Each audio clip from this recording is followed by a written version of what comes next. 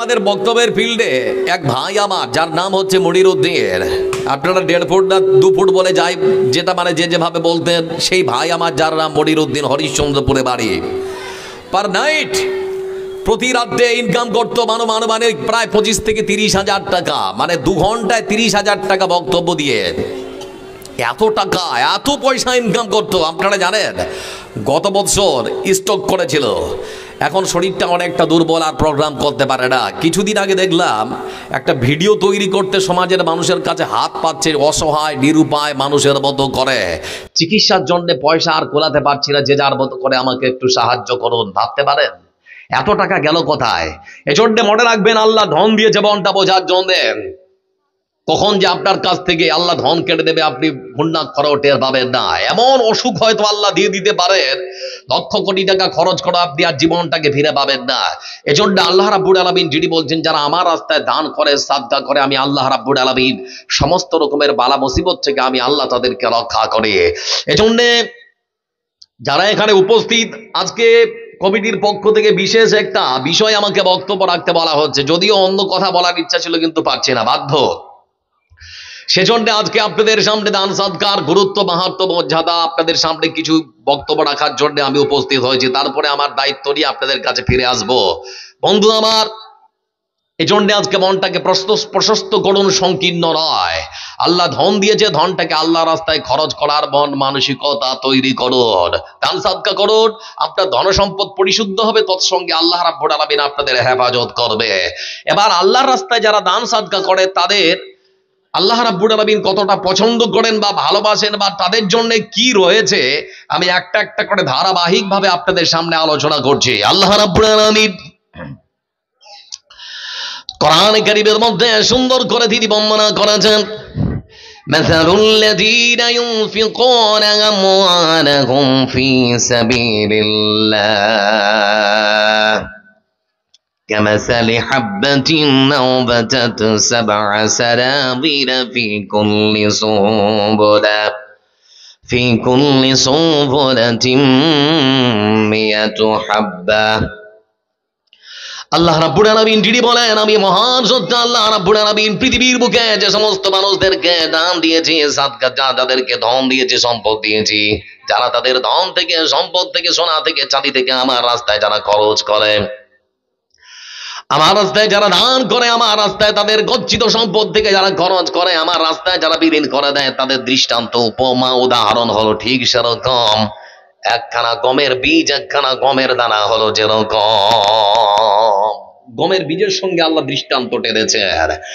আমার বন্ধুরা, আরো তো অনেক শস্য বীজ ছিল, অন্য কোন শস্য বীজের সঙ্গে তুলনা করা হলো না। আল্লাহ রাব্বুল আলামিন তুলনা করেছেন এখানে একটা গমের বীজের সঙ্গে। তার মানে হলো বন্ধু আমার, যারা কৃষি কাজ করে তারা জানে, একখানা গমের বীজ যখন কোনো উর্বর জমিতে ফেলে দেওয়া হয়, ওই একখানা গমের বীজ থেকে কখনো একখানা গাছ তৈরি হয় না। লক্ষ্য করে দেখবেন, একখানা গমের বীজ থেকে আরো মানে 2, 4, 10, 12টা গাছও হতে পারে। আল্লাহ রাব্বুল আলামিন এখানে 7খানা গাছের কথা উল্লেখ করেছেন। মহান সত্য আল্লাহ রাব্বুল আলামিন তিনি বলেছেন, বান্দারে 7খানা গাছে আমি আল্লাহ রাব্বুল আলামিন একটা গাছে 100 করে দানা দিয়েছি, তার মানে 7টা গাছে 700 দানা দিয়েছি। আল্লাহ রাব্বুল আলামিন যিনি বলেন, একজন কৃষক যখন একখানা গমের বীজ যখন সুন্দর করে উর্বর কোন জমির মধ্যে ফেলে দেয়, আমি আল্লাহ রাব্বুল আলামিন সেটাকে বাড়িয়ে 7, আবার 7কে বাড়িয়ে 700 পর্যন্ত দানা তাকে আমি আল্লাহ দিতে পারি। আল্লাহর কোনো কিছু কমবে না। আমার বন্ধুরা, এটা কখন সম্ভব? একজন কৃষক একখানা দানা থেকে 7, আবার 7টা থেকে 700 গমের দানা কখন পেতে পারে? আল্লাহ রাব্বুল আলামিন তিনি সুন্দর করে দৃষ্টান্ত দিয়েছেন, এটা তখনই সম্ভব একজন কৃষক যখন 3খানা সত্য ঠিক মতো করে মানবে। আমার বন্ধুরা, প্রথম নাম্বার সত্য হলো, কৃষক যে গমের বীজটা নেবে সেটা হতে হবে উন্নত মানের। দ্বিতীয় নাম্বার সত্য হলো, সময়ের সাথে, মানে যখন গমের বীজ বপন করা হয় তখনই বপন করতে হবে, আর গমের যখন বীজ ফুটে যখন গাছ তৈরি হবে ঠিক সময়ের সঙ্গে সার প্রয়োগ করতে হবে, সেচ দিতে হবে। এই 3খানা সত্য যদি ঠিক মতো কৃষক যদি মেনে নেয়, তাহলে পরে একখানা কৃষক একটা গমের বীজ থেকে 7টা, আবার 7টা থেকে 700 দানা পেতে পারে। ঠিক এরকমই বন্ধু আমার, আল্লাহর কোন বান্দা যদি মনে করে আমার তো সেরকম কোন টাকা পয়সা নেই, আমি তো আর অনেক ধনী মানুষ নেই, আল্লাহ তো আমাকে অঢেল ধন সম্পদ দেয়নি, আমার কাছে কম আছে। আল্লাহ রাব্বুল আলামিন তিনি বোঝাতে চেয়েছেন বান্দারে, তুমি যদি মনে করো একটা টাকা আমার রাস্তায় তুমি খরচ করবে, ওই একটাকে আমি আল্লাহ রাব্বুল আলামিন বাড়িয়ে 7 টাকা, আবার 7 টাকাকে বাড়িয়ে আমি আল্লাহ রাব্বুল আলামিন 700 টাকা পর্যন্ত নাকি তোমার আমল নামায় দিতে পারে। এটা তখনই সম্ভব যখন একখানা আল্লাহর বান্দা 3খানা শর্ত মানবে। এখানেও 3টে শর্ত আছে। প্রথম নাম্বার শর্ত হলো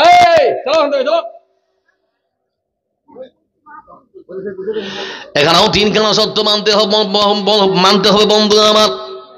প্রথম নাম্বার শর্ত হলো, একজন আল্লাহর বান্দা যদি মনে করে আমার কাছে 1 টাকা আছে, আমি 1 টাকা আল্লাহর রাস্তায় খরচ করব, আমার বন্ধুরা দান করার সময় তার নিয়তটাকে স্বচ্ছ রাখতে হবে। দ্বিতীয় নাম্বার হলো, হালাল পন্থায় উপার্জিত সম্পদ আপনাকে আল্লাহর রাস্তায় খরচ করতে হবে। হারাম পন্থায় উপার্জিত সম্পদ আল্লাহর রাস্তায় খরচ করে কেউ নেকি পেতে পারে না। এজন্য আমার রাসূল বলেছেন, হালাল পন্থায় উপার্জিত সম্পদ আল্লাহর রাস্তায় খরচ করতে হবে। প্রথম নাম্বার হলো আপনার নিয়তটা ঠিক রাখতে হবে। দ্বিতীয় নাম্বার হলো বন্ধু আমার, হালাল পন্থায় উপার্জিত সম্পদ আপনাকে আল্লাহর রাস্তায় খরচ করতে হবে। তৃতীয় নাম্বারে আল্লাহ রাব্বুল আলামিন তিনি বোঝাতে চেয়েছেন, কোরআনে কারীমের মধ্যে যে 8খানা খাত আল্লাহ নির্ধারণ করেছেন, ওই 8খানা খাতেই আপনাকে আপনার ধন আর সম্পদ ব্যয় করতে হবে। তাহলে পরে আপনি 1 থেকে 7 থেকে 700 টাকা রেখে পেতে পারেন। আমার বন্ধুরা, পৃথিবীর বুকে অসংখ্য মানুষ আছে, অসংখ্য মানুষ যাদেরকে আল্লাহ রাব্বুল আলামিন ধন দিয়েছেন, টাকা দিয়েছেন, পয়সা দিয়েছেন। অসংখ্য মানুষ আছে যারা তাদের ধন আর সম্পদ থেকে দান সাদকা কিংবা আল্লাহর রাস্তায় খরচ করতে চায় না। অসর দিতে হবে, সম্পদের যাকাত দিতে হবে, তো মনে করছে এটা জরিমানা, আমি দিব কেন, এর সম্পদ তো আমার, আল্লাহ রাস্তায় খরচ করবো না। এরকম সমাজে মানুষ আছে না নেই? কথা বলেন, আছে না নেই? নিজের সম্পদের যাকাত দেন এরকম মানুষ নেই? অসংখ্য মানুষ আছে বন্ধু আমার, তারা মনে করে জরিমানা। বিশ্বনবী সাল্লাল্লাহু আলাইহি ওয়াসাল্লাম তিনি যখন পৃথিবীর বুক থেকে পরলোক গমন করেছেন, লক্ষ্য করে দেখলাম খলিফা নির্বাচিত হয়েছেন আবু বকর সিদ্দিক রাদিয়াল্লাহু তাআলা। দেশের এই কথা বন্ধ করেন নাকি? এরকম করে কথা বলা যায় নাকি? কথা বন্ধ করো বাবু, আস্তে কথা বলো। বিশ্বনবী সাল্লাল্লাহু আলাইহি ওয়াসাল্লাম তিনি যখন মৃত্যুবরণ করলেন, মৃত্যুবরণ করার পর দেশের প্রধানমন্ত্রী নির্বাচিত হয়েছেন আবু বকর সিদ্দিক রাদিয়াল্লাহু তাআলা। আবার বন্ধুরা, আবু বকর সিদ্দিক রাদিয়াল্লাহু তাআলা তিনি যখন প্রধানমন্ত্রী হলেন, তো কিছু মানুষ তখন বলল, রাসূলের যুগে আমরা আমাদের ধন সম্পদকে আল্লাহর রাস্তায় খরচ করেছি, ওসব দিয়েছি, টাকা পয়সার যাকাত দিয়েছি, আজ থেকে আমরা কেউ আমাদের সম্পদের আর যাকাতও দেব না, সম্পদের আর ওসরও বের করতে পারবো না। অস্বীকার করছে, হ্যাঁ ধন সম্পদ আমাদের, আর কেন আমরা দান করবো, এ তো আমাদের টাকা, আমরা আর আল্লাহর রাস্তায় খরচ করবো না। ওমর ইবনুল খাত্তাব রাদিয়াল্লাহু তাআলা আনহু দেশের প্রধানমন্ত্রী আবু বকর সিদ্দিক রাদিয়াল্লাহু তাআলা আনহুর কাছে এসে বলে, হুজুর খবর আছে। কিসের খবর? ওর খবর হলো অসংখ্য মানুষ আরব ভূখণ্ডে তারা অস্বীকার করেছে, তারা তাদের সম্পদ থেকে আনসর বের করতে পারবে না, আর তারা তাদের টাকা থেকে আল্লাহর রাস্তায় আর যাকাতও দেবে না। আবু বকর সিদ্দিক রাদিয়াল্লাহু তাআলা আনহু তিনি তখন বললেন, ও আমার তোমাকে দেখে আজকে কেমন মনে হচ্ছে জানো? রাসূলের যুগে তোমাকে দেখে মনে হতো তুমি একজন বীর পুরুষ, ক্ষমতাবান মানুষ, কিন্তু আজকে তোমার কথা শুনে মনে হচ্ছে তুমি যেন একজন কাপুরুষ। কাপুরুষ শব্দ হযরত উমারের পেছনে লাগায় মানে মানানো ঠিক হয় না। তারপরেও বলা হচ্ছে বন্ধু আমার, তার মানে হচ্ছে আবু বকর সিদ্দিক রাদিয়াল্লাহু তাআলা দেশের প্রধানমন্ত্রী, দেশের প্রধান শাসক, তিনি তখন বলতে শুরু করেছেন, ও আমার তোমাকে বলতে যাচ্ছি, শুনে নাও ভালো করে। আজকে ওই সমস্ত মানুষেরা যারা রাসূলের জীবন দশায় উট দিয়েছে, উট দিতে এসে যারা রাসূলের সাল্লাল্লাহু আলাইহি ওয়াসাল্লামের যুগে উট দিয়েছে, আর উটের সঙ্গে যে গলার মধ্যে রশিটা ছিল রশিটাও দিয়েছে, আজকে তারা যদি উট দিতে আসে আর যদি বলে গলা থেকে রশিটা খুলে নেব, ওই দড়িটার জন্য রশিটার সঙ্গে তাদের সঙ্গে যুদ্ধ করব, মারব না হয় মরব, রশি আদায় করব, তারপরে তাদেরকে ছাড়বো।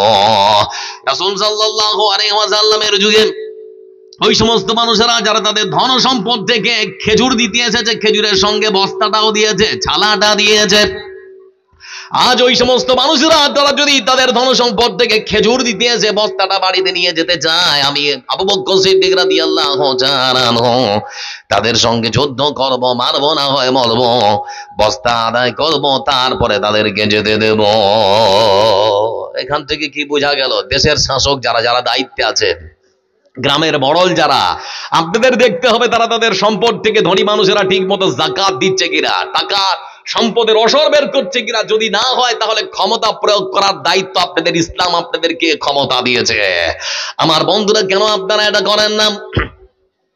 মনটাকে কেন সংকোচ, কেন মনটা প্রশস্ত করতে পারেন না? বন্ধু আমার, আপনি কি মনে করেছেন আল্লাহ রাব্বুল আলামিন আপনার রাস্তায়, যদি আল্লাহর রাস্তায় আপনি সম্পদ খরচ করেন তাহলে কি নাকি পাবেন না? রাসূল সাল্লাল্লাহু আলাইহি ওয়াসাল্লামের জীবদ্দশায় সাহাবারা, আল্লাহ রাসূলের সাথীরা যে কোনো মূল্যে তারা তাদের সম্পদ আল্লাহর রাস্তায় খরচ করে জান্নাত খানা পৃথিবীর বুকে কিনে নিয়েছে। এরকম নজির অনেক আছে বন্ধু আমার। এই সেই আবু বকর সিদ্দিক রাদিয়াল্লাহু তাআলা আনহু, তার জীবদ্দশায়, তিনি যখন প্রধানমন্ত্রী দেশের, জীবদ্দশায় তার আমলেই দেশের মধ্যে দুর্ভিক্ষ দেখা দিয়েছে। মানুষ খেতে পায় না, গাছের পাতা চিবিয়ে চিবিয়ে খাচ্ছে। বন্ধু আমার, ঠিক সেই সময় দেশের প্রধানমন্ত্রী চিন্তা করলেন, আমি হলাম দেশের প্রধানমন্ত্রী, আমার দেশের সমস্ত মানুষেরা না খেয়ে থাকবে, এটা হতে পারে না। আল্লাহর কাছে ফরিয়াদ করে না পড়ে না, আমি অভাব অনটন দূর করে দাও, আমার উপরে তুমি রহম করো আল্লাহ, তুমি আমাদের উপরে রহম করো। এই মতো করে দিন যায়, রাত যায়। হঠাৎ করে লক্ষ্য করে দেখা যাচ্ছে মদিনার পথ থেকে, মদিনার সদর পথ থেকে মদিনায় প্রবেশ করার যে প্রধান রাস্তাগুলো, সেই রাস্তাগুলো দিয়ে লক্ষ্য করে দেখা গেল অসংখ্য উটের পিঠে বিশাল বড় বড় গমের বস্তা নিয়ে উট মদিনার ভেতরে প্রবেশ করছে। মানে একের অধিক শয়ে শয়ে উট ঢুকছে মদিনার ভেতরে, আর পিঠের মধ্যে খালি গমের বস্তা, বিশাল বড় গমের চারা। বিশাল বড় গমের চারা লক্ষ্য করার পর মদিনার ওই সমস্ত ব্যবসায়ীরা তারা তখন খবর নিচ্ছে, এটা কার হতে পারে, তার কাছে আমরা যাব। খবর নিয়ে দেখলো এটা আর অন্য কারো নয়, এটা হলো হযরত উসমান রাদিয়াল্লাহু তাআলা আনহু। হযরত উসমানের বিশাল বড় গমের চালানটা, তার কাছে গিয়ে তখন বলে, হুজুর আপনার কাছে এসেছি। বলে কেন? বলে এসেছি এই জন্যেই কারণ আপনার কাছে আমরা গমের চালানটা কিনতে চাই, বিক্রি কি করবেন? আপনি যদি আপনার এই গমের চালান কানা বিক্রি করেন তাহলে পরে আপনাকে বলতে চাচ্ছি, স্বল্প মূল্যে আপনার কাছ থেকে আমরা ওই গমের চালানটা কিনে মানুষের বাড়ি বাড়িতে খুব সহজেই পৌঁছে দেব। হুজুর বিক্রি করবেন? বলে কত টাকা লাভ দিবে বলো? ঠিক সেই সময় মানুষেরা তখন বলছে, ব্যবসায়ীরা তখন বলছে, আমরা আপনাকে 50% লাভ দেব। উসমান রাদিয়াল্লাহু তাআলা আনহু তিনি বললেন, না না না, বিক্রি হবে না, এর থেকে বেশি যদি তোমরা লাভ দিতে চাও তাহলেই বিক্রি করব, না হলে বিক্রি হবে না। আচ্ছা হুজুর কত নেবেন? ঠিক সেই সময় হযরত উসমান রাদিয়াল্লাহু তাআলা আনহু তিনি বললেন, পৃথিবীর বুকে এমন একজন মালিক আছেন যিনি আমাকে 1 টাকায় 700 টাকা লাভ দিতে চেয়েছেন। 100 টাকায় 700 টাকা, 1 টাকায় 7 টাকা লাভ দিতে চেয়েছেন। 700% তোমরা যদি লাভ দিতে যাও তাহলে পরে তোমাদের কাছে আমি বিক্রি করব, না হলে পরে বিক্রি হবে না। ওই সমস্ত ব্যবসায়ীরা তখন উসমান রাদিয়াল্লাহু তাআলা আনহু ডেকে বলেন, হুজুর আপনার কাছে শুনতে চাচ্ছি, এত টাকা দিয়ে আমরা তো কিনতে পারবো না, কিন্তু আরব ভূখণ্ডে মক্কার মাটিতে কে আছে এরকম যে আপনাকে 1 টাকায় 7 টাকা আর 7 টাকায় 700 টাকায়, মানে 100 টাকায় 700 টাকা লাভ দিবে? সেই মানুষটার নামটা কি একবার বলবেন? হযরত উসমান রাদিয়াল্লাহু তাআলা আনহু তখন বলছেন, ব্যবসায়ীরা তোমরা কি নেবে? বলে না, নিতে পারবো না, কিন্তু শুনতে যাচ্ছি কে আপনাকে 700 টাকা লাভ দিতে চেয়েছে। হযরত উসমান রাদিয়াল্লাহু তাআলা আনহু তিনি তখন বলতে শুরু করেছেন, ভাই শুনে নাও, তিনি আর কেউ নন, আকাশ আর জমিনের স্রষ্টা মহান সত্তা আল্লাহ রাব্বুল আলামিন। তিনি অঙ্গীকার করেছেন 100 টাকা যদি তার রাস্তায় খরচ করি তাহলে আমার আল্লাহ আমাকে 700 টাকা লাভ দিতে চেয়েছেন। আর পৃথিবীর বুকে আমার সম্পদ তোমাদের মতো কোন ব্যবসায়ীর কাছে বিক্রি করব না বলে আল্লাহর সঙ্গে ব্যবসা করে নিয়েছি। সে মহান সত্তা আল্লাহ রাব্বুল আলামিনের কাছে ব্যবসা করে নিয়েছি যে আল্লাহ আমাকে 700 টাকা বেশি মুনাফা দিতে চেয়েছেন। আল্লাহর সঙ্গে ব্যবসা আমার হয়ে গিয়েছে, তোমাদের কারো কাছে আমার সম্পদ আর বিক্রি হবে না। এই পৃথিবী ছাড়িয়া কোথায় যাবে ভাগিয়া, এই পৃথিবী ছাড়িয়া কোথায় যাবে ভাগিয়া, মরণ তোমায় লইবে ঘিরিয়ে যতই করো বাহানা। মরণ তোমায় লইবে ঘিরিয়ে যতই করো বাহানা, চিন্তা করে দেখো না কবরে কি যাইবা না। যেই কবরে আল্লাহ ছাড়া সঙ্গী কেহ থাকবে না, চিন্তা করে দেখো না কবরে কি যাইবা না। এই পৃথিবীর সবাই পর, কবর যে জন আসল ঘর। এই পৃথিবীর সবাই পর, কবর যে জন আসল ঘর। কেমনে থাকিবে সেথায় শুধুই মাটির বিছানা। কেমনে থাকিবে সেথায় শুধুই মাটির বিছানা, চিন্তা করে দেখো না কবরে কি যাইবা না। যেই কবরে আল্লাহ ছাড়া সঙ্গী কেহ থাকবে না, চিন্তা করে দেখো না কবরে কি যাইবা না।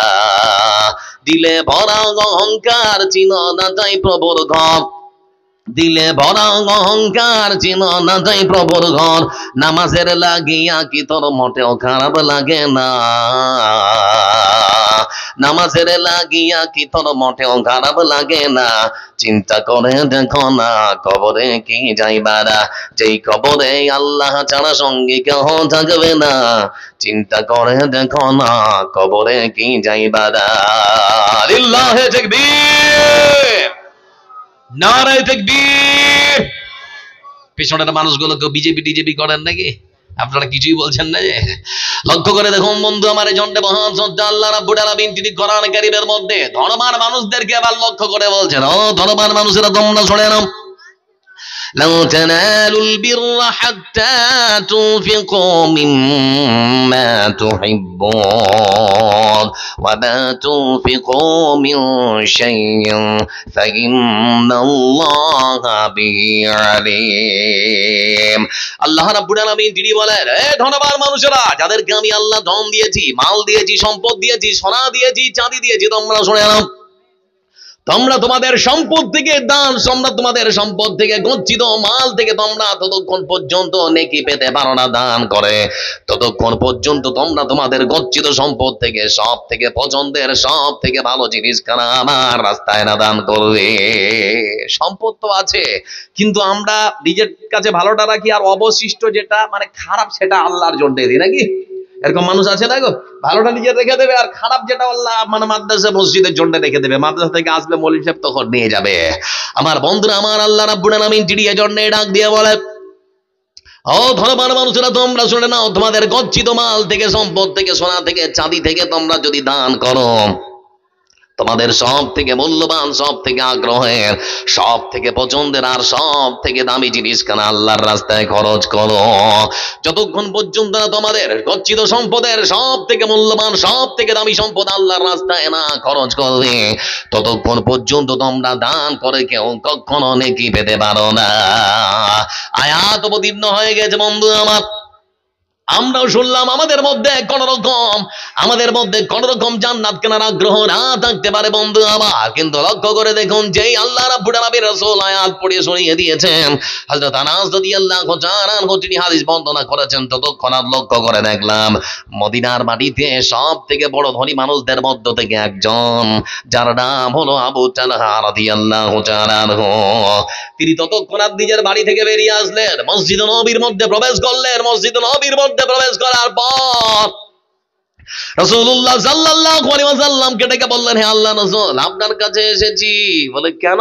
বলে আমি নাকি শুনলাম আল্লাহ রাব্বুল আলামিনের পক্ষ থেকে আপনার উপরে নাকি আয়াত অবতীর্ণ হয়েছে, ধনী মানুষেরা যতক্ষণ পর্যন্ত তারা তাদের সম্পদের সব থেকে ভালো মালটা, ভালো জিনিসটা আল্লাহর রাস্তায় খরচ না করবে, ততক্ষণ পর্যন্ত নাকি বলে তারা নেকি পেতে পারে না। হে আল্লাহর রাসূল, সেজন্য আপনার কাছে আসলাম। আপনি তো জানেন মদিনার পার্শ্ববর্তী আনুমানিক 5 কিলোমিটার দূরে আমার যে খেজুরের বাগানটা রয়েছে, যার নাম হলো বাইরুহা বাগান, সে বিশাল বড় খেজুরের বাগানটা আমি আল্লাহর রাস্তায় ওয়াকফ করে দিলাম, আল্লাহর রাস্তায় খরচ করে দিলাম, আল্লাহর রাস্তায় দান করে দিলাম। বিশ্বনবী সাল্লাল্লাহু আলাইহি ওয়াসাল্লাম তিনি বললেন, আবু তালহা, তোমার তো আরো খেজুরের বাগান আছে, সেটা দাও। আবু তালহা রাদিয়াল্লাহু তাআলা আনহু তিনি তখন বলছেন, হে আল্লাহর রাসূলুল্লাহ, যেহেতু আমার আল্লাহ সব থেকে ভালো জিনিস কেনা চেয়েছেন, সেজন্য আমার সম্পদের সব থেকে আমার কাছে প্রিয় বস্তু হলো আমার বাইরুহা বাগানটা। সেজন্য আমার সব থেকে মূল্যবান জিনিসটা আল্লাহ রাস্তায় খরচ করে দিলাম। বলতে চাচ্ছি আল্লাহ রাসূল, যেখানে খুশি যাকে খুশি আপনি ব্যয় করুন, যেখানে খুশি খরচ করুন, কোনদিন আবু তালহা তার সম্পদ বলে আপনার কাছে অধিকারের কথা বলতে যাবে না। ভাবতে পারলেন? খালি সব থেকে মূল্যবান জিনিসটা আল্লাহর রাস্তায় খরচ করে যে কোনো মূল্যে জান্নাত কানা কিনতে হবে, এই ছিল তাদের মধ্যে একটা চিন্তা চেতনা। বলতে যাচ্ছি বন্ধু আমার, কেন পরিবর্তন হতে পারেন না? নিজেকে একটু বদলা, লক্ষ্য করে দেখুন। এই পৃথিবীর মানচিত্রে একখানা দেশ আছে যার নাম হলো দক্ষিণ আফ্রিকা। দক্ষিণ আফ্রিকার একজন মানুষকে ছেলেরা খুবই চিনে, যার নাম হচ্ছে হাসিব আমলা। মুখে এত বড় বড় দাড়ি, ক্রিকেট প্লেয়ার একজন হাসিব আমলা, দক্ষিণ আফ্রিকার মাটিতে বন্ধু আমার। কিছুদিন আগেই দেখলাম একজন মানুষ যার শরীরের রংটা কালো, আনুমানিক বয়স 60 থেকে 62 বছর হবে, হজ করতে গিয়েছে লোকটা। হজ করতে গিয়ে অহুদ পাহাড়ের তলদেশে, অহুদ পাহাড়ের নিচে লক্ষ্য করে দেখলাম লোকটা বার করে শুধুমাত্র সিজদা দিচ্ছে, খালি মাথা ঢুকছে, খালি সিজদা দিচ্ছে, আর ঝরঝর করে লোকটা কাঁদছে। আমার বন্ধুরা কিন্তু লোকটার মুখের ভাষা বুঝতে পারছি না। ফেসবুক যারা ঘাটে তারা জানে, ওরকম ভিডিও যদি দেখেন তো সরালে দেখবেন পিছনে আরেকটা ভিডিও চলে এসেছে। আমি সেটা উপরে উঠালাম, দেখলাম অনুমানিক সেরকমই আর একখানা ভিডিও আসলো। ভিডিওটাতে লোকটা যখন কথা বলছে তার কথাগুলোকে বাংলায় ট্রান্সলেট করা হচ্ছে। বন্ধু আমার, সে লোকটার বাড়ি হলো দক্ষিণ আফ্রিকা, নাম হলো ইব্রাহিম রিচমন্ড। ইব্রাহিম রিচমন্ড দক্ষিণ আফ্রিকায় তার বাড়ি। আমার বন্ধুরা, তিনি ছিলেন খ্রিস্টানদের একজন ধর্মীয় যাজক, একজন পাদ্রী। মানে আমরা যেমন আলেমেরা আছি, আমাদের মাদ্রাসার যেমন প্রধান শিক্ষক আছে আলেম, তো উনি হচ্ছেন খ্রিস্টানদের ধর্মীয় যাজক, ধর্ম প্রচার করতেন তিনি।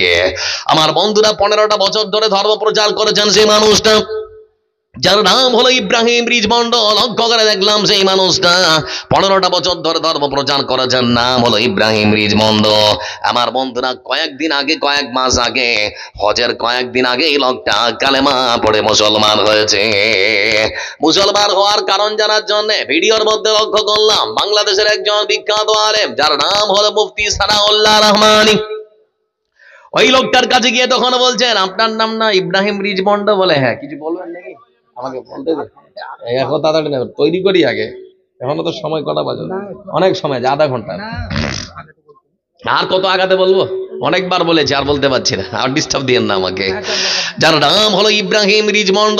আমার বন্ধুরা, সেই ইব্রাহিম রিচমন্ডের কাছে গিয়ে তখন মুফতি সানাউল্লাহ রহমানী, বাংলাদেশের বিখ্যাত আলেম, গিয়ে জিজ্ঞেস করছেন, আপনার নাম কি ইব্রাহিম রিচমন্ড? বলে হ্যাঁ। বলে আপনাকে আমি মোবাইলে দেখেছিলাম, কিন্তু আপনার সঙ্গে এরকম ভাবে সাক্ষাৎ হবে অহুদ পাহাড়ের তলদেশে, মানে ভাবতে পারছি না। বুকে কলাকলি করছে দুজন মিলে। ঠিক সেই সময় মুফতি সানাউল্লাহ রহমানী খ্রিস্টানদের ধর্মীয় যাজক ইব্রাহিম রিচমন্ডকে তখন বলতে শুরু করেছে, আপনি কি কালেমা পড়েছেন, মুসলমান হয়েছেন? বলে হ্যাঁ, আমি মুসলমান হয়েছি। আপনার মুসলমান হওয়ার কাহিনীটা কি একবার বলবেন? ঠিক সেই সময় ইব্রাহিম রিচমন্ড তিনি তখন বলতে শুরু করেছেন, ও ভাই আমার সানাউল্লাহ রহমানী, শুনে নাও, আমি প্রতিদিন আমার আনুমানিক 10 থেকে 12,000 অনুসারীদের সামনে বক্তব্য দিই। অসংখ্য অন্য ধর্মের মানুষদেরকে আমি খ্রিস্টান ধর্মের মধ্যে নিয়ে এসেছি। প্রতিদিনের ন্যায় একদিন ধর্ম প্রচার করছিলাম। ধর্ম প্রচার যখন শেষ হয়ে গেল, সন্ধ্যার সময় খাবার দাবার শেষ করার পর রাত্রেবেলা বিছানায় ঘুমিয়ে পড়েছি। আমাদের যে গির্জা আছে, ওই বড় গির্জার পাশে আমার একটা ঘর, তো ওই ঘরের পাশে আমি সুন্দর করে মানে শুয়ে পড়েছি। চারিদিকে সবাই চুপচাপ, নিস্তব্ধ, মানে একেবারে চুপচাপ, শুনশান, কোনো সাড়া শব্দ নেই, সবাই ঘুমিয়ে গেছে। আমিও ঘুমিয়ে পড়লাম। কিছুক্ষণের মধ্যেই লক্ষ্য করে দেখলাম একজন মানুষ সাদা পোশাক পরিহিত অবস্থায়, সাদা পোশাক পরে আমার কাছে ছুটে এসেছে, আমার সামনে দাঁড়িয়েছে পায়ের ঠিক নিচে, আর আমাকে ডাকছে, ও ইব্রাহিম রিচমন্ড, আর ঘুমাবার সময় নেই, তাড়াতাড়ি করে সাদা পোশাক পরে নাও, ওযু করে নাও, আল্লাহর ঘর তাওয়াফ করার জন্য মক্কার দিকে রওনা হয়ে যাও। আমি ততক্ষণাৎ ঘুম থেকে জেগে উঠলাম, চারিদিকে লোকটাকে খুঁজলাম, আরে আমাকে ডাকে কে? দেখি তো, এদিকে দেখি ওদিকে দেখি, কিন্তু কাউকে দেখতে পেলাম না। কেমন যেন একটা ভয় লাগলো। তারপরে আবার আমি হাতে মুখে সুন্দর করে পানি দিয়ে আমি আবার বিছানার মধ্যে ঘুমিয়ে পড়লাম। কিছুক্ষণের মধ্যেই আমার যখন আবার ঘুম এসেছে, লক্ষ্য করে দেখলাম সেই মানুষটা আবার আমার কাছে ছুটে এসেছে, আবার আমাকে এসে ডাক দেয়, ও ইব্রাহিম রিজমন্ড, আবার ঘুমিয়ে পড়েছো নাকি? ঘুমাবার সময় নেই, তাড়াতাড়ি করে অজু করে নাও, অজু করে নাও, সাদা পোশাক পরে নাও, আর মক্কার দিকে হজ পালন করার জন্য রওনা হয়ে যাও। আমি তখন আবার ঘুম ভাঙলাম, ঘুম ভেঙে উঠে দেখি লোকটা কোথায় গেল, এত খুঁজলাম, লোকটাকে তো খুঁজে পেলাম না। তারপরে আবার সুন্দর করে হাতে মুখে পানি দিয়ে ঘুমিয়ে পড়লাম। তৃতীয়বার আবার আমাকে লোকটা এসে ডাকে। আমার যখন ঘুমটা ভেঙে গেল, তখন মনে মনে চিন্তা করলাম, এটা সাধারণ কোন নিছক সাধারণ কোন স্বপ্ন হতে পারে না। তাহলে কি আল্লাহ আমাকে সৎ পথে আনার জন্য আমাকে সতর্ক করছেন, সাবধান করছেন নাকি? ঠিক সেই সময় চিন্তা ভাবনা করলাম, সাদা পোশাকটা সব থেকে কাদের প্রিয়? খুঁজতে খুঁজতে খুঁজতে খুঁজতে আমি পেলাম, মুসলমানেরা যখন হজ পালন করার জন্য আরব্য খণ্ডে রওনা দেয়, হজের সমস্ত রুকনকে পালন করার জন্য মুসলমানদের শরীরে যত দামি কাপড় থাকুক না কেন, সমস্ত দামি কাপড়গুলোকে খুলে ফেলা হয়, শুধুমাত্র এক টুকরো সাদা কাপড় তাদের সুন্দর করে শরীরের মধ্যে পেঁচিয়ে রাখা হয়। ওই এক টুকরো সাদা পোশাক মুসলমানদের পরনে থাকে। তার মানে আমার আল্লাহ মনে হয় আমাকে যাচ্ছেন ইসলাম ধর্ম গ্রহণ করার জন্য। ঠিক সেই সময় সিদ্ধান্ত নিয়ে নিলাম, আমি আর এই আমার ধর্মের মধ্যে থাকবো না। যে আল্লাহ আমাকে বারবার এই মতো করে স্বপ্ন দেখাতে পারেন, সেই স্বপ্ন কচুনিচক কোনো স্বপ্ন হতে পারে না। যে ধর্ম পৃথিবীর বুকে আমাকে নিরাপত্তা দিতে পারে না, সেই ধর্ম আমাকে জান্নাত পর্যন্ত আর পৌঁছে দিতে পারবে না। সকাল যখন হলো, সকালবেলা আমি আমার অনুসারীদেরকে ডাকলাম, ও আমার অনুসারীরা, আজকের রাত্রে 1 নয় 2 নয় 3 স্বপ্নটা দেখেছি। আমি সিদ্ধান্ত নিয়েছি এই ধর্মের মধ্যে আর নয়, কালেমা পড়ে মুসলমান হব। তোমরা তোমাদের রায় আমাকে জানাও, তোমরা তোমাদের মন্তব্য বা তোমাদের কি সিদ্ধান্ত তোমরা বলো। ঠিক সেই সময় আনুমানিক 10,000 অনুসারী তখন তারা বলতে শুরু করেছে, ইব্রাহিম রিজমন্ড, এতদিন আপনি যা ভালো বলেছেন আমরা সেটাকে ভালো মনে করেছি, এতদিন ধরে আপনি যেটা বলেছেন আমরা সেটা মেনে নিয়েছি, আপনার কাছে আজকে যেটা ভালো আমরা সেটাও মেনে নিতে চাই। ঠিক সেই সময় 10,000 অনুসারী সব বন্ধু আমার ইব্রাহিম রিজমন্ড তিনি নিজেও তৎক্ষণাৎ কালেমা শাহাদাত পাঠ করতে শুরু করেছেন। আশহাদু আল্লা ইলাহা ইল্লাল্লাহ ওয়া আশহাদু আন্না মুহাম্মাদান আবদুহু ওয়া রাসূলুহু। লিল্লাহি তাকবীর। ইসলামকে পৃথিবীর বুকে কুৎসা করে, ইসলামের নামে বদনাম করে, ইসলামের প্রচার আর প্রসার করা বন্ধ করা যাবে নাকি? কথা বলেন, যাবে? ভাষা বুঝতে পারছেন না? হ্যাঁ, চল দিব বুটে তোর শাড়িটা কেন চিরা, কইনা বাবু বকড়ায় দিছে ওরা। এটা বুঝতে পারলেন? দিনাজপুরের গীত বললাম, বুঝতে পারলেন? একটু কথা বলুন ভাই আমার। এজন্য বলতে যাচ্ছি, এই পৃথিবীর বুকে ইসলামের নামে কুৎসা রটিয়ে, ইসলামের নামে বদনাম রটিয়ে ইসলামের প্রচার আর প্রসার বন্ধ করা কারো পক্ষে সম্ভব হতে পারে না। তারপরে ইসলামের নামে নানান রকম বদনাম করা হয়। ভারতবর্ষের মাটিতে একখানা কুলাঙ্গার, যার নাম হলো ওয়াসিম রিজভী, এটা বলেছিল কোরআন কারীমের মধ্যে ভুল আছে। আচ্ছা, আপনারা কি মনে করেন এত বড় একটা ধর্মগ্রন্থ ভুল থাকলে থাকতেও পারে তো নাকি? হ্যাঁ না বলেন? ইমানই প্রশ্ন করছি, ইমান নষ্ট হয়ে যাবে যদি না বলেন হ্যাঁ না, যদি না বলেন ভুল থাকলে থাকতেও পারে তো নাকি? আছে নেই? তারপরেও বললো যে কোরআনে ভুল আছে, 26টি আয়াতে মামলা করলো দিল্লি হাইকোর্টে। তো বিচারপতি জিজ্ঞেস করছে যে প্রমাণ দিতে পারলো না, 50,000 টাকা জরিমানা করে তাকে সতর্ক করে পাঠিয়েছে। লক্ষ্য করে দেখুন, কোরআনের মধ্যে কোনো ভুল নেই আর থাকতেও পারে না। যদি আগুন লেগে ধ্বংস হয়ে যায়, ধ্বংস হয়ে যায়, যদি আগুন লেগে যায়, পড়ে যায় পৃথিবীর সব বইয়ের দোকান, তো বিশ্ব থেকে হারাবে না পবিত্র করার। সুবহানাল্লাহ বলবে না? যদি আগুন লেগে ধ্বংস হয়ে যায়, ধ্বংস হয়ে যায়, যদি আগুন লেগে যায়, পড়ে যায় পৃথিবীর সব বইয়ের দরকার, তবু বিশ্ব থেকে হারাবে না পবিত্র করার। করবে কেমন করে কোরআন ধ্বংস আগুনের তেজ, করবে কেমন করে কোরআন ধ্বংস আগুনের তেজ, আছে বিশ্ব জুড়ে লক্ষ লক্ষ কোরআনের হাফিজ, তারা চাপিয়ে আসমানি বাণী, ছাপিয়ে আসমানি বাণী বাজাবে কোরআনের মাম, তবু বিশ্ব থেকে হারাবে না পবিত্র কোরআন, তবু বিশ্ব থেকে হারাবে না পবিত্র কোরআন। লিল্লাহে তাকবীর। কোরআন ছিল, কোরআন আছে, কোরআন থাকবে। ইউরিদুনা লিইউতফিউ নূরাল্লাহি বিআফওয়াহিহিম ওয়াল্লাহু মুতিম্মু নূরিহি ওয়ালাউ কারিহাল কাফিরুন। নারে তাকবীর। আমার বন্ধুরা যারা উপস্থিত আজকের এখানে, বলুন তো আব্দুল জব্বারের চেহারা দেখতে এসেছেন নাকি? কথা বলেন, আমার চেহারা দেখতে? আমার পরে যে প্রধান বক্তা আসবেন তার চেহারা দেখতে এসেছেন নাকি? না, এসেছেন কোরআনের ভালোবাসার টানে, তাই তো? লক্ষ্য করে দেখো যুবক ভাই আমার, তোমাকে আজকে বলতে যাচ্ছি, কোরআন থেকে তুমি মুখ ফিরিয়ে নিলে কেন? আল্লাহর ঘর মসজিদ চিনতে পারলে না কেন? নিজেকে পরিবর্তন করার তোমার মন চায় না কেন? লক্ষ্য করে দেখো কোরআনের সংস্পর্শে যদি একটা বার চলে আসো, তোমার সম্মান, তোমার মর্যাদা আল্লাহ রাব্বুল আলামিন অনেকটা বাড়িয়ে দিতে পারে। সকালবেলা বাড়িয়েছি তো আমি আমার মাকে ডেকে বলছি, মা এই যে দেখো এই কটটা নোংরা হয়ে গেছে। তো মা বলছে খুলে দে। খুলে দিয়েছি। বলছি দামি জুব্বাটা নোংরা হয়েছে। মা বলছে খুলে দে, ওটাও খুলে দিলাম। তারপরে আমি কোরআনটা নিলাম, সকালবেলা কোরআন পড়বো বলে কোরআনটা নিলাম। কোরআন পড়ার জন্য কোরআনটা যখন হাতে নিলাম, কোরআনটা নেওয়ার পর আমি তখন দেখলাম কোরআনের যে কভারটা সেটাও নোংরা হয়েছে। আমি আমার মাকে ডেকে বললাম, মা সেটাও নোংরা হয়েছে। মা বলল খুলে দে। তিনটা কাপড়ই এক জায়গায় সুন্দর করে খুলে দিয়েছি। আমার বাড়িতে আসলো, বাড়িতে আসার সময় যদি লক্ষ্য করে দেখি আমার দামি কট্টার সঙ্গে মায়ের পায়ে লাথি লেগে যায়, মনে কষ্ট হবে না? আমার এই জুব্বাটার সঙ্গে যদি মায়ের পায়ে লাথি লেগে যায়, মনে কষ্ট হবে না? কিন্তু উপস্থিত আমার ভাই যারা এখানে বসে আছেন, আপনাদের কাছে প্রশ্ন করছি, উত্তর দিয়ে। এই কোরআনের যে কাপড়টা বাজারের সব থেকে কম দামি কাপড়টার সঙ্গে যদি মায়ের পায়ে লাথি লেগে যায়, বলুন তো বন্ধু আমার, মনে একটু হলেও কষ্ট হবে না? হবে না? বাজারের সব থেকে কম দামি কাপড়, দিনাজপুরের ভাষায় আমরা বলি টেরিকট কাপড়।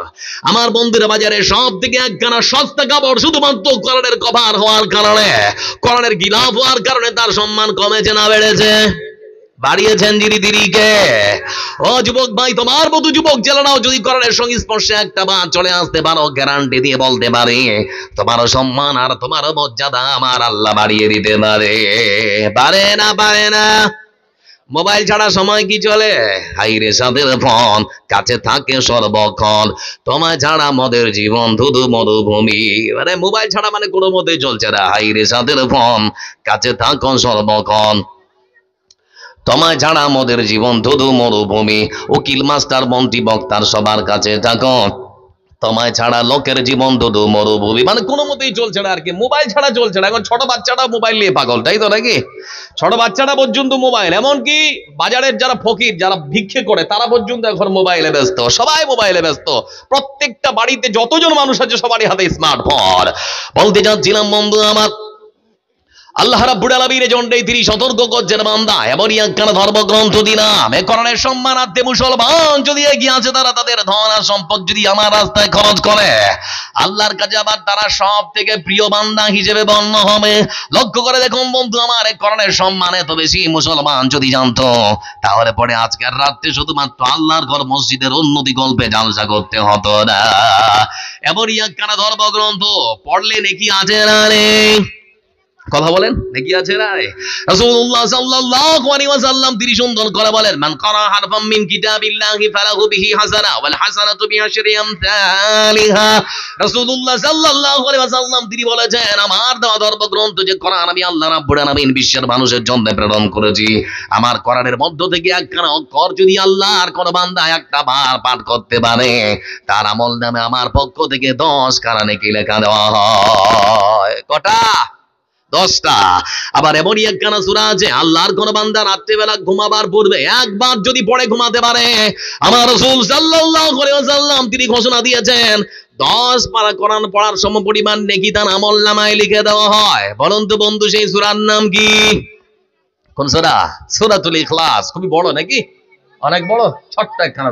এই এরা চলবই বলতে দু সাড়ো মিলে তোমাদের বিয়ে দিয়ে দেবো, আস্তে করে কথা বলো না।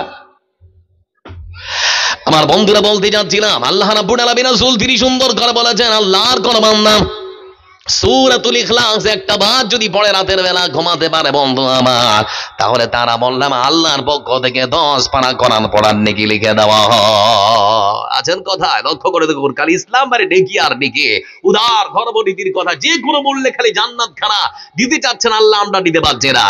এজন্য আমার আল্লাহ রাব্বুল আলামিন তিনি বলেন, বান্দা ব্যবসা করবি, পৃথিবীর বুকে অসংখ্য ব্যবসা আছে, সে ব্যবসার মধ্যে লাভ হতে পারে, লোকসানও হতে পারে, কিন্তু আমার সঙ্গে যদি ব্যবসা করি, যেমন একখানা ব্যবসার কথা বলে দেব, যে ব্যবসা করলে একেবারে নির্ধারিত জান্নাত, জান্নাত একেবারে হাতের মুঠোয়, সে ব্যবসা কি?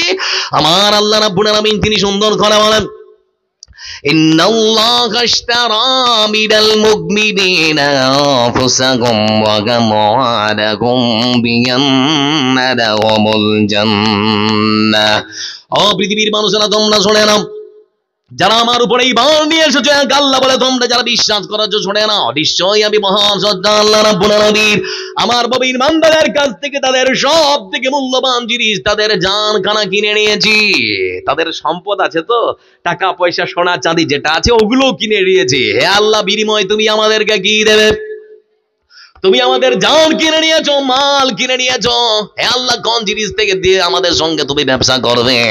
আমার আল্লাহ রাব্বুল আলামিন তিনি তখন সুন্দর করে বলছেন, আমার কোন বান্দা পৃথিবীর বুকে সময়ের সাথে তারা যদি নিজের জীবন দিয়ে আমার দিনকে সাহায্য করতে পারে, তারা তাদের ধন আর বল দিয়ে যদি মাদ্রাসা আর মসজিদ নির্মাণ করতে পারে, মাদ্রাসা আর মসজিদে তারা যদি সরল সম্পদ খরচ করতে পারে, আল্লাহ রাব্বুল আলামিন তিনি বলেছেন, বান্দা যে জিনিস দিয়ে হাসরের ময়দানে তোমাদের সঙ্গে ব্যবসা করব, সেটা আর অন্য কিছু নয়, বরং আমার জান্নাত খানা তোমাদেরকে দিয়ে দেব। খালি আপনি খরচ করুন আল্লাহর রাস্তায় সম্পদ, আল্লাহ বলে জান্নাতটা দিয়ে দেব। লক্ষ্য করে দেখুন বন্ধু আমার, তার প্রমাণ হচ্ছে রাসূলুল্লাহ সাল্লাল্লাহু আলাইহি ওয়াসাল্লামের জীবদ্দশায় একজন এতিম বাচ্চা, বাবা নেই মা নেই, মরে গেছে। এতিমদের সঙ্গে সমাজের মানুষ তো কেমন একটা মানে ভাব দেখায়, মানে যার বাবা নেই মা নেই তার কোনো সম্মান আছে, মানে সমাজের মানুষ থেকে অবহেলা করে। এরকমই একজন এতিম ছেলে, রাসূল সাল্লাল্লাহু আলাইহি ওয়াসাল্লামের জীবদ্দশায় তার ছোট্ট একটা খেজুরের বাগান, আনুমানিক হয়তো 40-50টা গাছ আছে, একটা ছোট্ট বাগান। সে বাগানের কয়েকটা গাছ তার প্রতিবেশী আবু লুবাবার খেজুরের বাগানের দিকে ঝুঁকে গেছে। তো খেজুর যখন পড়ে তার দিকে যখন পড়ে যায়, আনতে যায়, তখন নানান রকম কথা শুনতে হয়। তো মনে মনে ভাবছে যে একটা সুন্দর করে চারিদিকে যদি প্রাচীর দেই, বেড়া দিয়ে দেই, তো আমার খেজুরের বাগান আমারই থাকবে, যা পড়বে এদিকেই থাকবে, আর কোনো দিকে যাবে না। সেজন্য সুন্দর করে খেজুরের বাগানটা ঘেরার জন্য বেড়া দিতে শুরু করেছে। খেজুরের বাগান চারিদিকে ঘেরার জন্য যখন বেড়া দিতে শুরু করেছে, বেড়া দিতে দিতে প্রাচীর তুলতে তুলতে লক্ষ্য করে দেখা গেল তার প্রতিবেশী আবু লুবাবার একখানা খেজুরের গাছ তার প্রাচীরের সামনাসামনি পড়ে গেছে। তো গাছটা যদি দেয় তাহলে প্রাচীরটা সোজা হবে, না হলে বাঁকা হয়ে যাচ্ছে। তো তার প্রতিবেশী আবু লুবাবাকে তখন ডেকে বলে, ভাই আমি তো এতিম, আমার মা নেই, আমার বাবা নেই, কেউ নেই, পৃথিবীর বুকে আমি এতিম। ওই একখানা খেজুরের গাছ তুমি যদি আজকে আমাকে দিয়ে দাও, তাহলে পরে আমার প্রাচীরটা খুব সুন্দর করে দেওয়া হবে। দিবে ভাই? তো বলে, না, আমার খেজুরের গাছ আমারই থাকবে, তোমাকে দিব কেন? সমাজে অনেক মানুষ আছে যারা সম্পদকে খুব ভালোবাসে, এরকম মানুষ নেই গো? আছে। এখন তো মানে মানুষের মধ্যে যে মানুষকে ক্ষমা করতে হবে এরকম প্রবণতা, এরকম মন মানসিকতা দিন দিন হারিয়ে যাচ্ছে। সেজন্য 1 বিঘত জমির জন্য মানুষের মধ্যে লাঠালাঠি আর ফাটাফাটি হচ্ছে না? একটা মুরগ কে হয়তো হারিয়ে গেছে, কে ধরে নিয়েছে, তার জন্য মারপিট হচ্ছে। আমরা মুসলমানদের মধ্যে আছেন কোথায়? আমার বন্ধুরা, আবু লুবাবা রাদিয়াল্লাহু তাআলা তিনি যখন অস্বীকার করলেন এতিম বাচ্চা, তখন মনে করলো কার কাছে গেলে পরে সমাধান হবে। তিনি তখন চিন্তা করলেন পৃথিবীর সর্বসেরা মহামানব এতিমদের পিতা মুহাম্মদ সাল্লাল্লাহু আলাইহি ওয়াসাল্লামের কাছে যেতে হবে। তিনি তো এতিমের বাবা, তার কাছে যায়। তিনি গিয়ে তখন বলছেন, হুজুর আপনার কাছে এসে যে একটা সমস্যা দেখা দিয়েছে, সমাধান করে দিতে হবে। বলে, কি সমস্যা? বলে, সমস্যা হচ্ছে আমি আমার বাগানটা সুন্দর করে প্রাচীর তুলছিলাম, প্রাচীর দিতে দিতে লক্ষ্য করে দেখলাম আমার পার্শ্ববর্তী প্রতিবেশী আবু লুবাবার একখানা খেজুরের গাছ প্রাচীরের সামনাসামনি এসে গেছে। আমি তাকে এত অনুনয় বিনয় করলাম, কিন্তু কোনো মতেই দিতে রাজি হলো না। আপনি আমার হয়ে তাকে যদি একটু অনুরোধ করেন, আমার বিশ্বাস আপনার কথা সে ফেলতে পারবে না। ডেকে পাঠানো হলো, আবু লুবাবা আসলো। আমার বিশ্ব নেতা তিনি ডেকে বললেন, আবু লুবাবা, পৃথিবীর বুকে কোনো মুমিন বান্দার একটা প্রয়োজন যদি পূরণ করে দেয়, আমার আল্লাহ হাসরের ময়দানে তার 100টা প্রয়োজন পূরণ করে দেবে। বলতে যাচ্ছি, একটা খেজুরের গাছ কি ওই এতিম বাচ্চাকে দেওয়া যাবে? রাসূল সাল্লাল্লাহু আলাইহি ওয়াসাল্লাম বলার পর আবু লুবাবা বলছে, হে আল্লাহর রাসূল দেব না, আমি তো আগেই বলেছি আমার খেজুরের গাছ আমারই থাকবে, কারো কাছে আমি দিতে পারবো না। আল্লাহ রাসূল বলছেন গো, তারপরে বলছেন না দিব না। কিছুক্ষণ নীরবতা অবলম্বন করার পর রাসূলুল্লাহ সাল্লাল্লাহু আলাইহি ওয়াসাল্লাম তিনি বলছেন, আবু লুবাবা এমনিতে দিতে হবে না, বলো কত টাকা নিবে, কত দিনার কত দিরহাম হলে তুমি বিক্রি করবে, বলো তোমার খেজুরের গাছটা কিনে নিব, দিবে কি? তারপরেও তখন বলছে, হে আল্লাহ রাসূল আমার গাছ আমারই থাকবে, এমনিতেও দিব না, টাকা দিও আমার খেজুরের গাছ বিক্রি করব না। আমার বন্ধু রাসূলুল্লাহ সাল্লাল্লাহু আলাইহি ওয়াসাল্লাম তিনি তো এর থেকে আর বেশি কিছু বলতে পারছেন না। তো কিছুক্ষণ পর আবার বলছেন, আবু লুবাবা আরেকটা কথা বলি তোমাকে, আরেকটা অফার আছে। বলে কি? বলে পৃথিবীর বুকে তোমার একখানা খেজুরের গাছ আজকে তুমি যদি এতিম বাচ্চার হাতে তুলে দাও, আমি মুহাম্মদ সাল্লাল্লাহু আলাইহি ওয়াসাল্লাম তোমাকে বলতে পারি পৃথিবীর বুকে ওই একখানা খেজুরের গাছের বিনিময়ে আমি আল্লাহ রাসূল জান্নাতের মধ্যে একখানা খেজুরের গাছের তোমার জন্য জামিনদার হয়ে যাব। আজ পৃথিবীতে তুমি যদি একখানা খেজুরের গাছ দাও, আমি রাসূল তোমার জন্য জান্নাতে একখানা খেজুরের গাছের ব্যবস্থা করে দেব। দিবে? এবার বলো, এবার দিবে? তারপরেও বলে না, দেব না, আমার খেজুরের গাছ আমারই থাকবে, আমি কারো কাছে টাকা দিয়েও দেবো না, এমনিতেও দেবো না। জান্নাতের মধ্যে খেজুরের গাছের বিনিময়ে আমার সম্পদ আমি কাউকে দিব না। এই কথা বলার পর আবু লুবাবা যখন বাড়িতে চলে গেল, উপস্থিত ওখানে আরেকজন সাহাবী বসেছিল যার নাম হলো আবু দাহদা রাদিয়াল্লাহু তাআলা আনহু। তিনি তখন বলছেন, হে আল্লাহর রাসূল আমি একটু কি চেষ্টা করতে পারি, আমি কি একটু চেষ্টা করব? বিশ্ব নবী সাল্লাল্লাহু আলাইহি ওয়াসাল্লাম তিনি তখন বললেন, ও আবু দাহদা আমি তাকে এত কিছু করে বললাম, আমার কথা যখন সে শুনলো না, তোমার কথা শুনবে বলে আমার তো মনে হয় না। আচ্ছা যাও একটু চেষ্টা করে দেখো তো তোমাকে কি বলে। বাড়ির দরজাটার সামনে গিয়েছেন, কড়া নাড়ালেন, ডাকলেন, ও ভাই আবু লুবাবা বেরিয়ে আসো। বলে কিসের জন্য? গাছ নিবে? আগেই তো বলেছি দিব না, তারপরে এসেছো কেন? বলে আসো না, আসো না আমার কাছে, আসো না, কথা আছে। বাইরে বেরিয়ে এসেছে, আসার পরে তখন হাতটা ধরে বলছে, ও ভাই আমার যে কোনো মূল্যে তোমার গাছটা আমাকে নিতেই হবে। তখন সে আবার বলে, আমি তো বলেছি টাকা দিয়েও বিক্রি করবো না, আবার কেন এসেছো? তোমার আশাটাই বিফলে কোনো লাভ হবে না। আবু দাহদা রাদিয়াল্লাহু তাআলা তিনি তখন বলেন, ও আবু লুবাবা রে তোমাকে বলতে যাচ্ছি, বলো তো আচ্ছা মদিনায় সব থেকে বড় খেজুরের বাগানটা কার? বলে সেটা তোমার। সব থেকে বড় খেজুরের বাগান তোমার? বলে তুমি কি জানো ওই বড় খেজুরের বাগানটার মধ্যে একটা বিশাল বড় রাজপ্রাসাদ, একটা অট্টালিকা, একটা বিল্ডিং বাড়ি আছে, ওটা কার? বলে ওটাও তোমার। তুমি কি জানো ওই বাড়িটার মধ্যে একটা সুস্বাদু পানির কুয়ো আছে, যে কুয়োর পানি আমার পরিবার আমার রাসূল পান করেন, সেটা কার? বলে সেটাও তোমার। আবু দাহদা রাদিয়াল্লাহু তাআলা আনহু তিনি তখন বলতে শুরু করেছেন, ও ভাই আবু লুবাবা রে পৃথিবীর বুকে তোমার একখানা খেজুরের গাছ তুমি যদি আজকে আমার হাতে তুলে দাও, তাহলে পরে তোমাকে বলতে যাচ্ছি আমার বিশাল বড় খেজুরের বাগানটা তোমার হাতে আজকে আমি তুলে দেব। ওই খেজুরের বাগানের মধ্যে যে বিশাল বড় অট্টালিকা, বিশাল বড় রাজপ্রাসাদ, বিশাল বড় বাড়িটা রয়েছে, সেটাও তোমার হাতে তুলে দেব। আর তোমার হাতে আমি আমার বৃষ্টি পানির কুয়াটাও তুলে দেব। ও ভাই আবু লুবাবা বলতে যাচ্ছি এবার তো রাজি। আমার বন্ধুরা লোকটা তখন ডেকে বলে, আমার সঙ্গে ঠাট্টা হচ্ছে, আমি গরিব মানুষ বলে, মানে এরকম মানুষ বলে না, বলে তুমি এগুলো শোনাচ্ছ, তুমি তো দেবে না, আর আমার সঙ্গে এমনিতে তুমি ঠাট্টা করছো। ঠিক সেই সময় আবু লুবাবা রাদিয়াল্লাহু তাআলা আনহুকে লক্ষ্য করে তিনি তখন বলতে শুরু করেছেন, আবু লুবাবা ভাই রে এটা জান্নাতের খেজুরের গাছের কথা হয়েছে, যে কোনো মূল্যে তোমার কাছ থেকে আমাকে নিতেই হবে। বলো আমার সব কিছু জিনিসের বিনিময়ে তুমি কি আজকে একখানা খেজুরের গাছ দিতে পারবে? বলে সত্যি বলছেন? বলে হ্যাঁ সত্যি বলছে। ঠিক সেই সময় সম্পদ যে ব্যক্তি ভালোবাসে, তার মানে আবু লুবাবা রাদিয়াল্লাহু তাআলা আনহু তিনি ততক্ষণ রাজি হয়ে গিয়েছেন। তিনি তখন বলতে শুরু করেছেন, যাক হয়ে গেল, আপনাকে দিয়ে দিলাম, লেখাপড়া সুন্দর করে হয়ে গেছে, ওই একখানা খেজুরের গাছ। রাসূলুল্লাহ সাল্লাল্লাহু আলাইহি ওয়াসাল্লামের কাছে গিয়ে তখন আবু দাউদ রাদিয়াল্লাহু তাআলা আনহু নিয়ে যাওয়ার পর বলছেন, হে আল্লাহর রাসূল কাজ হয়ে গেছে। বলে কি কাজ হয়েছে? বলে আপনি যেটা করেছিলেন, আপনি যেটা বলেছিলেন সেটা তো সে মানে কিন্তু আমি তার বাড়িতে গেলাম, তাকে বললাম, সে মেরে দিয়েছে। আমার রাসূল বললেন, নিশ্চয়ই কোনো বড় ক্ষতি তুমি করেছো। বলে হে আল্লাহর রাসূল হ্যাঁ একটা ক্ষতি হয়েছে। বলে কি ক্ষতি?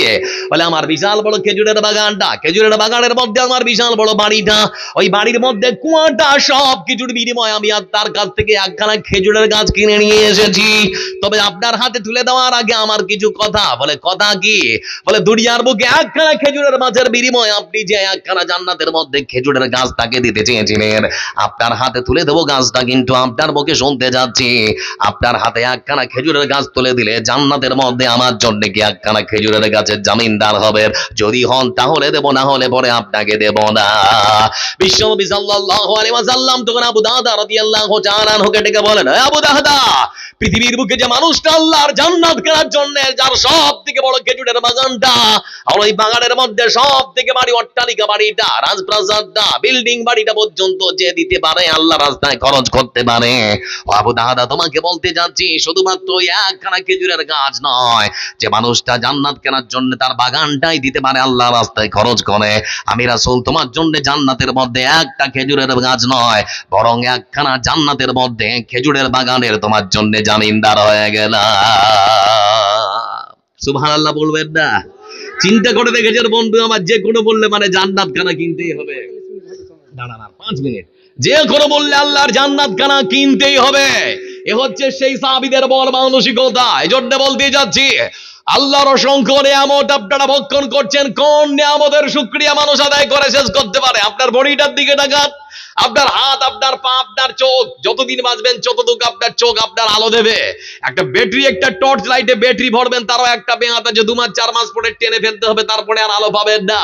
একটা গাড়ির ব্যাটারি 2 বছর 4 বছর চলবে, তারপর টেনে ফেলতে হবে। যারা টোটো চালান 6 মাস, খুব বেশি 1 বছর, তারপরে আপনার ওই ব্যাটারিটা টেনে ফেলতে হয়, তারপরে গাড়ি আর চলে না। কিন্তু আপনার শরীরের মধ্যে আল্লাহ যে পার্টস গুলো দিয়েছে, 2 মাস 4 মাস পর পর কি কোনো পার্টস মানুষ পাল্টায়?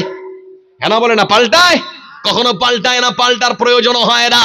সেজন্য বন্ধু আমার হতবাক হয়ে গেলাম, ভিডিওর মধ্যে একজন মানুষের একটা কথা শুনছিলাম, যার বাড়ি হচ্ছে হুগলি জেলায়, হুগলি জেলার পান্ডুয়াতে যার বাড়ি, দুপুর বেলা খাবার খাচ্ছে, খাবার দাবার শেষ করার পর বুকের বাম দিকটায় প্রচন্ড ব্যথা, এমন ব্যথা তার সন্তানদেরকে বলছে সহ্য করতে পারি না, তাড়াতাড়ি করে হাসপাতালে ভর্তি করো, না হলে পরে আর বাঁচবো না। সন্তানরা ততক্ষণ হুগলি চুচুড়া হাসপাতালে বন্ধু আমার ভর্তি করেছে। ভর্তি করার পর বুকের মধ্যে ইসিজি করা হলো, শরীরের রক্তের নমুনা নেওয়া হলো। রক্তের নমুনা আর ইসিজি করার পর ততক্ষণ রিপোর্ট, কিছুক্ষণ পরে রিপোর্ট যখন এসেছে, রিপোর্ট যখন হাতে পেয়েছে ঠিক বিকেল বেলা, তার সন্তানদেরকে ডেকে বলেছে আপনার বাবার হার্টের মধ্যে ব্লকেজ ধরা পড়েছে, তড়িঘড়ি অপারেশন না করলে আপনার বাবাকে আর বাঁচানো যাবে না।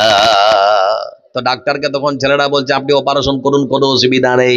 বলে টাকা কিন্তু অনেক লাগবে, কিন্তু তারপরেও একটা কথা, আমাদের এখানে পরিষেবা ঠিক দিতে পারবো না, আপনারা কলকাতা সিটি কলেজে, ওখানে না সিটি নার্সিং হোমে নিয়ে যান, সেখানে ভালো চিকিৎসা হবে। তার ছেলেরা তখন তাই করলাম। ঠিক বিকেল বেলা তারা রওনা দিয়েছে কলকাতা শহরের সিটি নার্সিং হোমে। সেখানে যাওয়ার পর রিপোর্ট দেখেছে ডাক্তাররা, ডাক্তাররা রিপোর্ট দেখার পর তারাও তখন বলছে তড়িঘড়ি অপারেশন না করলে বাঁচানো যাবে না। আনুমানিক রাত তখন 8:30। তার বাবাকে অপারেশন থিয়েটারে ঢোকার জন্য পোশাক পরানো হলো, অপারেশন থিয়েটারে প্রবেশ করানো হলো। বন্ধু আমার, অপারেশন থিয়েটারে প্রবেশ করানোর পর তার বুকটাকে চিরেছে, ফেড়েছে, কেটেছে। তার বাবার হার্টটা সার্জারি করার পর 22 সার্জারি করেছে, মানে হার্টের 22 সার্জারি করেছে। 22 সার্জারি করতে সময় লাগলো 2.5 ঘন্টা। জোরে বলি ক ঘন্টা? 2.5 ঘন্টা সময় লেগেছে বন্ধু আমার। ওই 2.5 ঘন্টা মানুষের হার্টটা যেন চালু থাকে, হার্টটা যেন বন্ধ না হয়, হার্টটাকে সচল রাখার জন্য নার্সিং হোমের নানান রকম প্রযুক্তি ব্যবহার করা হলো। নানান রকম সিস্টেম দিয়ে তার হার্টটাকে সুন্দর করে সংকোচন আর সম্প্রসারণ যেন করে, সেজন্য জীবিত রাখা হলো। 3 দিন পর লোকটাকে যখন হাসপাতাল থেকে ছাড়া হচ্ছে, নার্সিং হোম থেকে যখন ছাড়া হচ্ছে, ওই বাবাজিকে, তার মানে বৃদ্ধ মানুষটাকে একটা হুইল চেয়ারে বসিয়ে দেওয়া হয়েছে, আর হাসপাতাল কর্তৃপক্ষের কাছ থেকে তার সন্তানের হাতে বিল ধরিয়ে দেওয়া হয়েছে মোটা অঙ্কের টাকা। আবার বন্ধুরা, উপর থেকে নিচ পর্যন্ত নার্সিং হোমের বিল, টোটাল টাকার পরিমাণ হলো 8 লক্ষ টাকা। কত টাকা? 8 লক্ষ টাকা। পাশেই তার বাবা হুইল চেয়ারে, ছেলেকে জিজ্ঞেস করছে হ্যাঁ রে এটা কি? বলে নার্সিং হোমের বিল। তার বাবা তখন হাতে বিলটা নিয়ে একবার ওই কাগজটার দিকে তাকায় আর একবার আকাশের দিকে তাকায় আর ঝরঝর ঝরঝর করে কান্না করে। উপস্থিত একজন ডাক্তার তখন বলে, বাবজি বিল কি বেশি হয়েছে? যদি বলেন তাহলে আমরা ডাক্তাররা পরামর্শ করে একটু কমিয়ে দেওয়ার চেষ্টা করব। বাবজি তখন বলে, আমার ছেলেদেরকে একটা তুলি মারবো 8 লক্ষ টাকা উপস্থিত করে দেবে। টাকা নিয়ে ভাবছি না। তাহলে পরে কাঁদছেন কেন? কান্না করার কারণ কি? ঠিক সেই সময় উপস্থিত ওই সমস্ত ডাক্তারদের সামনে বাবজি সত্তরোদ্ধ মানুষটা, বৃদ্ধ মানুষটা তখন ডেকে বলে, ও বেটা ডাক্তার, বলতে যাচ্ছি আর কান্না করার কারণ যদি জানতে চাও তাহলে পরে শুনে নাও। আমার কান্না করার একটাই মূলত কারণ, আমি যেটা ভাবছি সেটা হলো শুধুমাত্র পৃথিবীর বুকে আমার নার্সিং হোমে আবার হার্টের বাইসার্জারি করেছ, আমার হার্টটাকে সংকোচন আর সম্প্রসারণ বন্ধ যেন না হয়, হার্টটাকে চালু রাখার জন্য তোমরা নার্সিং হোমে নানান রকম প্রযুক্তি ব্যবহার করেছ। 2.5 ঘন্টা শুধুমাত্র আমার হার্টটাকে সচল রাখার জন্য আমার হাতে বিল ধরিয়েছ 8 লক্ষ টাকা। এখন মনে মনে চিন্তা করছি যে মহান সত্তা আল্লাহ রাব্বুল আলামিন আমাকে 70 বছর ধরে আজ পর্যন্ত বাঁচিয়ে রেখেছেন। আমার হার্টটাকে আজ পর্যন্ত যে মহান সত্তা আল্লাহ রাব্বুল আলামিন চালু করেছেন, এখনো পর্যন্ত আমার সে আল্লাহ আমার হাতে 1 টাকাও বিল ধরাইনি। মনে মনে চিন্তা করছি 2.5 ঘন্টার বিল যদি হয় 8 লক্ষ টাকা, 70 বছরের বিলটা হলে কত টাকা হতে পারে? সেজন্য আল্লাহর শুকরিয়া আদায় করে বলছি, রাব্বুল আলামিন তুমি হাজারো নিয়ামত তোমার বান্দাকে দিয়েছো, তোমার বান্দা তোমার শুকরিয়া করে কোনোদিন শেষ করতে পারবে না। সম্ভব? সম্ভব নয়। এজন্য বলতে যাচ্ছি বন্ধু, আমার আল্লাহ ধন দিয়েছে মন বোঝার জন্য, কখন চলে যাবে কেউ বলতে পারবে না। কে কখন চলে যাব বলতে পারবো না। আপনাদের কাছ থেকে বিদায় নিয়েছে সুরের ঝংকার কারি মুবাশশির, আমাদের কাছ থেকে বিদায় নিয়েছেন আমাদের আরেকজন সুবক্তা আব্দুল্লাহ বীর ইদ্রিস, বিদায় দিয়েছেন আমাদের কাছ থেকে আমাদের মাথার তাজ, চোখের মনি, কলিজার টুকরো শেখ খায়রুল বারী, আমাদের কাছ থেকে বিদায় দিয়েছেন ঐতিহাসিক তাবল বক্তা গোলাম আহমদ মর্তুজা সাহেব। সারা জীবন ধরে রোদ বৃষ্টি ঝড়ে এত টাকা করছেন কামাই, কি করে নিয়ে যাবেন এত টাকা কবরে? কাপনের তো পকেট নেই, হাত তো বাঁধা। আমার বন্ধুরা নিজের বাড়িটা সুন্দর করে সাজালেন, টয়লেটটা পর্যন্ত মার্বেল পাথর দিয়ে সাজিয়েছেন, তৈরি করেছেন, ভালো কথা। বুকে হাতটা দিয়ে বলুন তো, মরার পর যে কবর নামক বাড়িটাতে থাকবেন সে বাড়িটা কি সাজানো হয়েছে? সে বাড়িটা তো আজ পর্যন্ত সাজানো হয়নি। তাই দেখলাম টেলিভিশনে বা আমার মোবাইলের মধ্যে ফেসবুক পেজে এক বন্ধু ছবি পোস্ট করেছে, তাদের গ্রামে একটা ছেলের বাচ্চা মারা গেছে। তো বাচ্চাটা মানে তার বাবা মারা গেছে, তো বাবার মরদেহটা সুন্দর করে খাটে রাখা হয়েছে, মানে কিছুক্ষণের মধ্যে কবরে নিয়ে যাবে। ঠিক সেই সময় ঝমঝম ঝমঝম করে আকাশ থেকে বৃষ্টি যেই এসেছে, যে যার মতো করে কে ঘরে কে বারান্দায় লুকিয়ে গেল, আর বৃষ্টিতে তার বাবার দেহটা সহ সাদা পোশাকটা ভিজে একেবারে শেষ হয়ে গেল। আমি তখন মনে মনে ভাবছি, এই তো মানুষটা যার পরিবারের জন্য সারাটা জীবন ধরে হাড় ভাঙা পরিশ্রম করেছে, নিজের স্ত্রীর মুখে হাসি ফোটাবার জন্য, নিজের বাচ্চাদেরকে লেখাপড়া করে মানুষ করার জন্য সারা দিন রাত যে ব্যক্তি পরিশ্রম করলো, এখনো পর্যন্ত লোকটাকে মাটির ভেতরে কবরের মধ্যে রাখা হয়নি, তারপরেও কেউ মূল্যায়ন করে না গো। কার জন্য এত কিছু বন্ধু আমার? এই জন্য বলতে যাচ্ছি, আজকে মসজিদ নির্মাণ করার জন্য আপনাদের কাছে আজকের জালসা, আজকে এই উদ্দেশ্যে আপনাদেরকে আজকে বিশেষ করে এখানে উপস্থিত করা হয়েছে। বন্ধু আমার, আল্লাহ আপনাদের ধন দিয়েছে, রাসূল সাল্লাল্লাহু আলাইহি ওয়াসাল্লাম তিনি গ্যারান্টি দিয়েছেন, তোমরা আমার ঘর পৃথিবীতে মসজিদ নির্মাণ করো, আমি আল্লাহ তোমাদের জন্য জান্নাতের মধ্যে ঘর নির্মাণ করব। যারা এখানে বসে আছেন 5টা হাজার টাকা, 10টা হাজার টাকা 10 জন দিন, 5টা হাজার টাকা অন্তত 10 জন দিন, 1টা করে 1000 টাকা অন্তত 30 জন দিন। কেউ আছেন এখানে? কোন মা, কোন বোন?